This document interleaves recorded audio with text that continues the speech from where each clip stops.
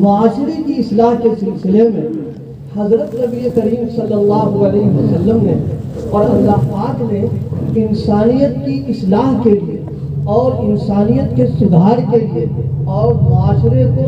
نیکیوں پر ڈالنے کے لیے حضرات انبیاء کرام علیہ السلام کے ذریعے سے جو طریقہ آپ نے بھیجا ہے اور جو نظام آپ نے عطا فرمایا ہے وہ نظام دیا ہے تربیت کا اور اصلاح کا۔ قانون ہے، قوت ہے، طاقت ہے، اس کی افادیت سے بالکل انکار نہیں ہے، لیکن طاقت اور قانون مؤثر جب ہوتا ہے جب اندر سے کوئی عظمت پیدا ہو جائے، اندر سے اس کا احساس پیدا ہو، بغیر اس کے ہوئی۔ حضرت نبی کریم صلی اللہ علیہ وسلم نے جس معاشرے میں آپ کی تشریف آوری ہوئی ہے، آپ سب لوگ جانتے ہو، علماء سے سنتے بھی رہتے ہیں، کتابوں میں پڑھتے بھی رہتے ہیں، اس دور کو جاہلیت کا دور کہا جاتا ہے، اور اس دور میں اخلاقی اعتبار سے کتنی خرابیاں تھیں، کتنی برائیاں تھیں، کتنی کمیاں تھیں، اس کا اندازہ تو یوں ہی لگا سکتے ہیں کہ نبی علیہ السلام کو اصلاح کے لیے بھیجا گیا اور نبی علیہ السلام کو علاج کے لیے بھیجا گیا۔ قرآن مجید نے اس دور کی جو منظر کشی کی ہے بہت جامع انداز کے اوپر فرمایا، وَكُنْتُمْ عَلَىٰ شَفَا حُفْرَةٍ مِّنَ النَّارِ۔ یہ قرآن مجید کا اعجاز ہے کہ ذرا سے جملے میں پوری تاریخ بیان کر دیا کہ تم اپنی بدعمالیوں کی بنا پر، کمیوں کی بنا پر، برائیوں کی بنا پر، بیماریوں کی بنیاد پر جو بھی کہہ دیا جائے، فرمایا کنتم علی شفا حفرۃ من النار، جہنم کے بالکل کنار پر، گڑھے کے کنارے پہنچ چکے۔ ظاہر سی بات ہے یہ اللہ پاک نے اس دور کی پوری تصویر اور پوری صورتحال اور جو لوگ مخاطب تھے ان کو اللہ پاک نے بتایا کہ تمہارا حال کیا تھا، تمہارا حال یہ تھا۔ لیکن میرے آقا صلی اللہ علیہ وسلم تشریف لائے اور لانے کے بعد میں ایسا صالح انقلاب پیدا کیا ہے اور ایسا معاشرہ مثالی آپ نے اور ایسے مثالی افراد تیار کر دیے کہ اب صبح قیامت تک جو ہے اس زمین اور آسمان پر ویسے افراد اب بھی پیدا ہوتے ہیں۔ آپ صلی اللہ علیہ وسلم نے جو تربیت کی ہے، آپ نے جو اصلاح کی ہے، جو آپ نے مزاج بنایا ہے، اور آپ نے جو ان کے دل کو بنانے کی، سنوارنے کے سلسلے میں جو آپ نے کوششیں کی ہیں، 23 سال کی جو زندگی ہوتی ہے، 23 سال یہ کوئی زیادہ نہیں ہوتا، لیکن آپ نے ایسا انقلاب پیدا کر دیا ہے کہ دنیا آشش کر رہی ہے اور اللہ پاک نے نمونے کے طور پر ان کو پیش کر دیا۔ بنیاد کیا بنی ہے؟ بنیاد اصول، ضوابط، قوانین یہ سب بعد میں آئے ہیں اور ذہن سازی پہلے آپ نے کی۔ اس وقت مجھے یاد آ رہا ہے، بخاری شریف کی روایت ہے، ام المؤمنین حضرت عائشہ صدیقہ رضی اللہ تعالی عنہا سلام اللہ علیہا بہت پیاری بات ارشاد فرماتی ہیں کہ اگر اصلاح کے تعلق سے اگر پہلے قوانین آ جاتے اور ضوابط آ جاتے ہیں کہ یہ کام نہ کرو، یہ کام نہ کرو، اس کو چھوڑ دو، اس کو چھوڑ دو، فرماتی گول مارنے کو تیار۔ مثال کے طور پر ہمارے اپنے آج کے معاشرے میں جو نوجوانوں میں جو بیماری پھیل رہی ہے نشے کا مستقل انداز اور مختلف طریقے پر نشوں کا استعمال کرنا، آپ صلی اللہ علیہ وسلم جس دور میں آئے ہیں اس دور کے اندر بھی نشہ ایک بیماری تھی اور اہم بیماری ہے۔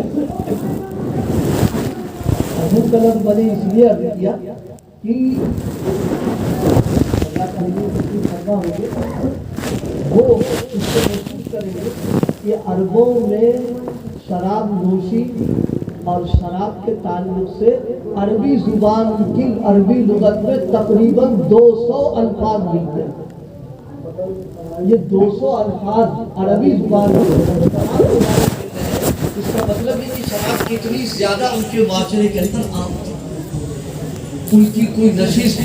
کوئی دعوت، کوئی پروگرام اور کوئی اجتماعی وہ چیز بغیر اس کے پوری ہوتی تھی، نامکمل اور ادھوری رہا کرتی تھی۔ ان کی گھٹیوں میں شراب داخل تھی۔ لیکن حضرت عائشہ فرماتی ہے اگر ایسے وقت پر اللہ پاک فرما دیتا لا تشربو، شراب نہ پیو، اور کوئی اگر فرما دیتے لا تزینو، زنا چھوڑ دو، کوئی بخاری کی میں الفاظ عرض کر رہا ہوں، کوئی تیار نہ. یہ اصلاح کا، تربیت کا اور انقلاب لانے کا جو انداز حضرت نبی کریم صلی اللہ علیہ وسلم کا ہے، یاد رکھیے یہ وہ طریقہ ہے جو اللہ پاک نے دیا ہے. اس طریقے پر اگر چلیں گے، اصلاح کا انداز یہ اختیار کریں گے، معاشرہ مثالی بن سکتا ہے. مجھے یاد آیا حضرت مولانا محمد یوسف صاحب، حضرت اقدس مولانا محمد الیاس صاحب نور اللہ برکتہ کے صاحبزادے اور تبلیغی جماعت کے امیر ثانی تھے، امیر اول کہہ لیجئے. حضرت مولانا محمد یوسف صاحب نور اللہ برکتہ نے ایک بہت پیاری بات فرمائی، بہت پیاری بات فرمائی. فرمایا نبی والے اعمال، اسے غور سے سنیے گا، نبی والے اعمال اگر 100% آج بھی معاشرے میں زندہ ہو جائیں تو سارے افراد اور پورا معاشرہ مثالی بن سکتا ہے. اس لیے کہ نبی والے اعمال تو اس وقت زندہ ہو گئے تھے، اس کی بنا پر سارے افراد مثالی بن گئے تھے. فرمایا آج بھی اگر زندہ ہو جائیں تو سب کی اصلاح ہو جائے گی. حضرت نبی کریم صلی اللہ علیہ وسلم نے اصلاح کا انداز کیا اختیار کیا؟ برائیوں سے نفرت پیدا فرما دیا. برائیوں سے ایسی نفرت کی جیسے ہمیں اور آپ کو غلاظت کے تصور سے نفرت ہوتی ہے، اس طریقے سے ان کے اندر نفرت پیدا فرما دی. صرف کس بنیاد کے اوپر؟ حضرات انبیاء کرام علیہ السلام نے امت کو قانون، اصول، ہدایات یہ بعد میں دیے ہیں، پہلے ان کے دلوں کو عمل کرنے کے لیے تیار کر دیا. مجھے یاد آیا میرے شیخ محی السنہ حضرت اقدس مولانا شاہ ابرار الحق صاحب، اللہ ان کی قبر کو نور سے بھرے، ایک بہت پیاری بات فرمائی سمجھانے کے لیے. فرمایا دیکھو ایک شخص ہے، اس کے بدن میں دانے نکلتے ہیں، پھوڑے پھنسی بار بار نکلتے رہتے. فرمایا اس کے علاج کی 2 شکلیں ہیں. ایک شکل تو یہ ہے ان کی گولی ہوتی تو اوپر کھا لے، انجیکشن لگوا لے، شکل یہ ٹھیک ہو جائے گا، اس کو صحت ہو جائے گی. لیکن فرمایا یہ جو صحت ہوگی یہ وقتی ہوگی، اس لیے کہ دواؤں کے زور سے اور انجیکشن کی بنیاد کے اوپر ذرا والا وہ اس کے پھوڑے، اس کی پھنسیاں خشک ہوگی، وہ ٹھیک ہو جائے. لیکن جب ان دواؤں کا اثر ختم ہوگا تو پھر اس کو پھوڑے نکلیں گے، پھر اس کو پھنسی نکال آئیں گے. فرمایا کہ علاج کا طریقہ یہ ہے، اور ایک طریقہ علاج یہ ہے کہ خون کی صفائی کرا دی جائے. خون کے اندر جو حدت پیدا ہو گئی، خرابی پیدا ہو گئی ہے، اس کو صاف کر دیا جائے تو مستقل اس کی اصلاح ہو جائے گی، پھوڑے پھنسی نکلنا بند ہو جائے. تو اصلاح کا طریقہ جو ہے وہ طریقہ یہ ہے کہ دلوں کو بنایا جائے، دلوں کی زمین کو ہموار کیا جائے، صلاحیت پیدا کی جائے، دلوں کے اندر صلاح پیدا کر دی جائے. رسول اللہ صلی اللہ علیہ وسلم نے ایک موقع پر ارشاد فرمایا الا وَإِنَّ فِي الْجَسَدِ مُضْغَةً، اے لوگو تمہارے جسم میں گوشت کا ایک لوتھڑا ہے. اذا صلحت صلح الجسد كله، اذا صلحت صلح الجسد كله، واذا فسدت فسد الجسد كله. حدیث کے مفہوم کو سمجھنے کے لیے آج کے دور میں بہت آسان ہے. ہارٹ کی تکلیف ہو گئی کسی کو، اللہ نہ کرے کسی کو ہو جائے، ہے بڑا تندرست، صحت مند، طاقتور، سارے اعضاء موجود ہیں، لیکن ہارٹ کی اس کو تکلیف ہو گئی. آپ بتائیے اس تکلیف کے ہو جانے کے بعد اس کے جسم کا نظام معطل ہو جائے گا کہ نہیں ہو جائے گا؟ کمزوری پیدا ہو جائے گی اور جناب والا ذوف آنا شروع ہو جائے گا، اور جناب وہ بالکل مضمحل صحت اس کی خراب ہو جائے گی. تو جس طرح جسمانی اعتبار سے ہارٹ کی تکلیف ہو جانے سے جسم کا نظام معطل ہو جاتا ہے، مسلمانوں کو اچھی طریقے سے سنو، یہ دل جو ایمان، یقین، محبت اور معرفت کی جگہ ہے، اگر اس کے اندر فساد و خرابی پیدا ہو جائے گی، یہ دل گندا اور میلا ہو جائے گا، یہ دل اخلاقی بیماریوں میں آ جائے گا، تو یاد رکھیے دینی اعمال جتنے ہیں سب کمزور پڑ جائیں گے اور آدمی برائیوں کی طرف چلنا شروع ہو جائے گا. اسی لیے حضرات انبیاء کرام علیہ السلام نے اپنی محنت کا میدان اپنی صلاحیتوں کا استعمال، اپنی ساری توجہ جو کی ہے انسانیت کے دل کو بنانے اور سنوارنے کی طرف، دلوں کی زمین کو اتنا ہموار کیا، اتنا ہموار کر دیا، اتنا زرخیز بنا دیا کہ وہی لوگ جن کو برائیاں کرنے میں مزہ آتا تھا اور جن کا مشغلہ تھا جرائم کا کرنا، اور جناب والا جو علل اعلان جناب والا شراب ہے، جوا ہے، یہ ہے، وہ ہے، سب کیا کرتے تھے، لیکن اللہ کے پیغمبر حضرت نبی کریم صلی اللہ علیہ وسلم نے جب دلوں پر محنت کی ہے اور ان کے قلوب کو بنا دیا، سنوار دیا،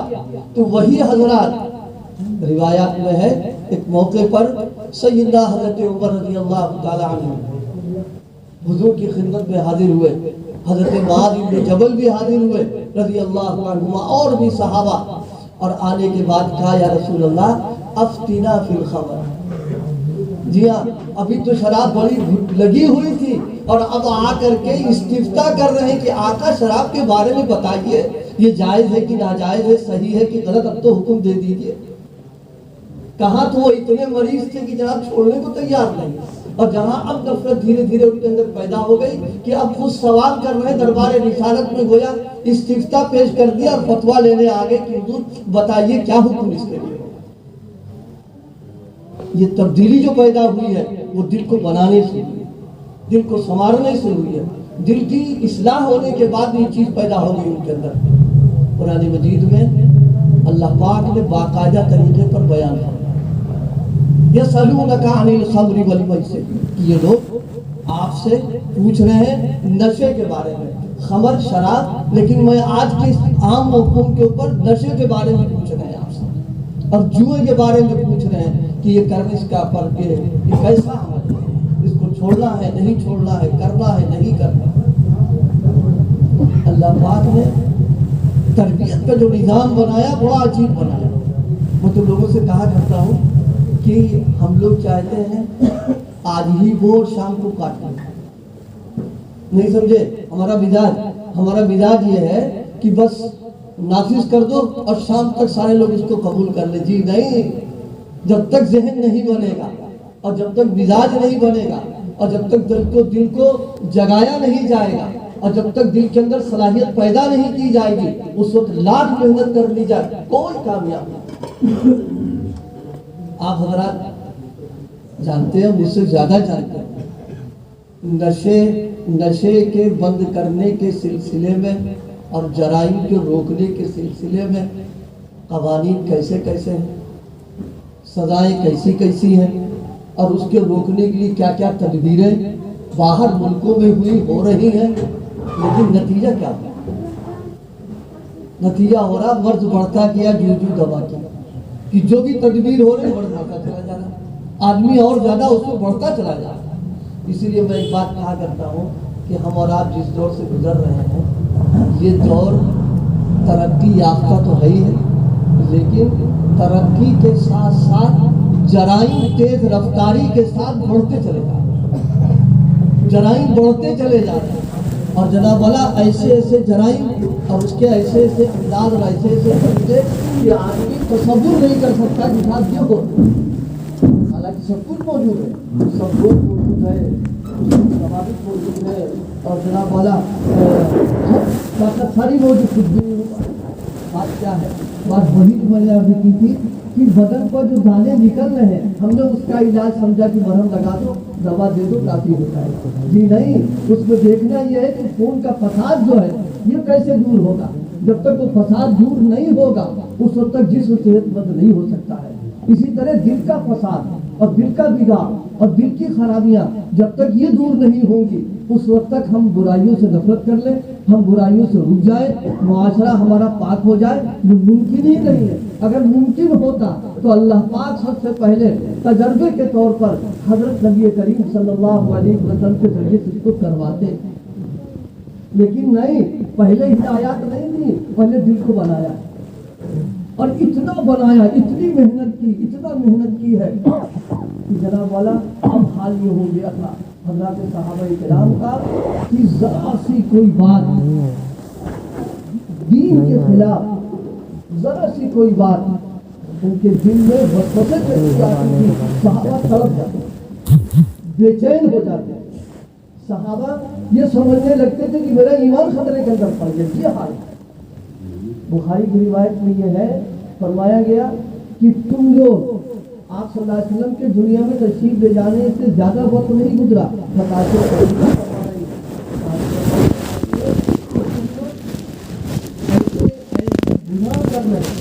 ایسے اعمال کر رہے ہو کہ تم اس کو معمولی سمجھتے ہو، لیکن اللہ کے پیغمبر کے زمانے میں ہم اس کو مہلکات میں سے سمجھا کرتے تھے کہ اللہ کا عذاب نہ آئے۔ یہ آپ نے اتنا بیدار کر دیا کہ صحابی حضور کی خدمت میں آئے، کبھی کبھی ایسے خیالات آنے لگتے ہیں اور کبھی کبھی ایسے وسوسے آنے لگتے ہیں کہ جل کر کوئلہ ہو جانا اور رات کو جانا تو گوارا ہوتا ہے، لیکن اس کا زبان سے ذکر کرنا ہم کو گوارا نہیں۔ یہ بات آ گئی تو میں ابھی کر دوں۔ بہت سارے ہمارے ساتھی یا بہت احباب کہتے ہیں کہ صاحب وسوسوں نے بڑا پریشان کر دیا اور بڑے مختلف قسم کے خیالات یہ وہ آتے رہتے ہیں، کام کی بات سب کے لیے ہو جاتی ہے۔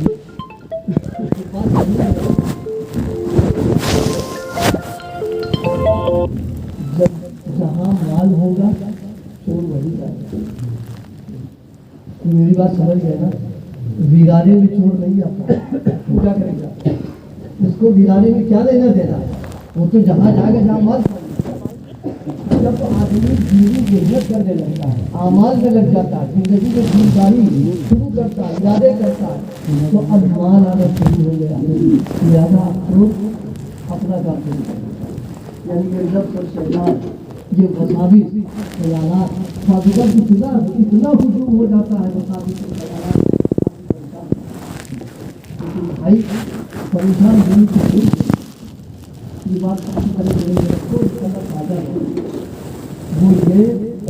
اللہ پاک کے یہاں انہی اعمال پر اور انہی چیزوں پر معاوضہ، قطر، حساب و کتاب جو اپنے قصد سے ہو، ارادے سے ہو، اختیار سے ہو، ان کو کرنا، اور جو چیزیں بغیر ارادے کے ہوں اور بغیر قصد کے ہوں، اختیاری طور پر ہو، نہ اس پر نہ وہ کوئی گناہ ہے، نہ کوئی اس پر پکڑ ہے اور نہ اس کے اوپر کوئی سزا ہے۔ تو یہ وساوس اور خیالات ظاہر ہے کہ ہمارے اپنے تو ہے نہیں، یہ تو وہ محنت کر رہا ہے، لہٰذا مطمئن رہیے کہ کوئی نہ گناہ کی بات ہے اور نہ کوئی پکڑ کی بات ہے، وہ اپنے کام میں لگا۔ یاد آیا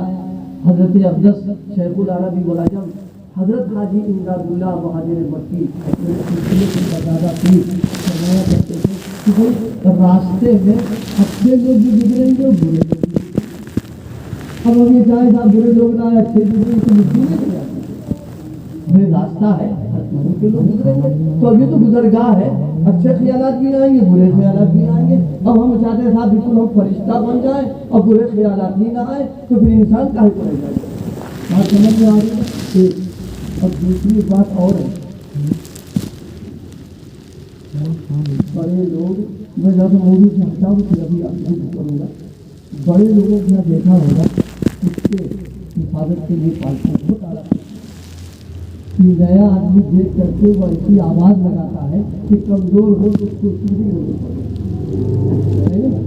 لیکن اس کا طریقہ کیا بتائیں؟ اس کا طریقہ یہ ہوتا ہے مالک مکان سے رابطہ کرنا، جو بنگلے جس سے رابطہ کر لیجیے آپ، تو وہ ایک ڈانٹ لگا دے گا، وہ دور دبا کے بیٹھ جائے گا،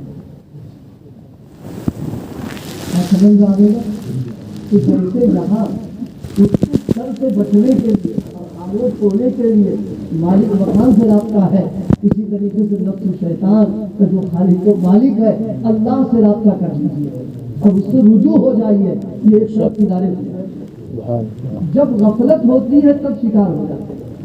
اور غفلت ہی جو ہے دین کے اعتبار سے بنیادی بیماریوں ہے۔ تو میں نے عرض کیا آپ سے کہ دل کو بنانا، سنوارنا، دل پر محنت کرنا، یہ انبیاء کرام علیہ الصلوۃ والتسلیم کا، اور اللہ پاک نے اس سلسلے کو رکھا۔ آج کل ہم اس سے بہت غفلت برت رہے ہیں، اس غفلت کا نتیجہ یہ ہو رہا ہے کہ معاشرہ برائیوں میں ڈوبتا چلا جاتا ہے، برائیاں پھیلتی چلی جا رہی ہیں، برائیاں عام ہوتی چلی جا رہی. میرے بھائیوں، میرے دوستوں، اصلاح کا طریقہ میں نے عرض کیا آپ سے، اس کی بنیاد یہی ہے کہ دل پر محنت کی جائے، دل کو بنایا جائے، دل کو سنوارا جائے. اور میں اگر آپ کو یاد کر دوں، جس دن ہم اپنے دل کو بنا لیں گے، سنوار لیں گے، انشاءاللہ ہمارا معاشرہ جو ہوگا وہ ایک مثالی معاشرہ بنے گا، تندرست اور صحت مند بن جائے گا، ایمانی اور دینی بن جائے گا، اور ایسا بنے گا کہ دوسروں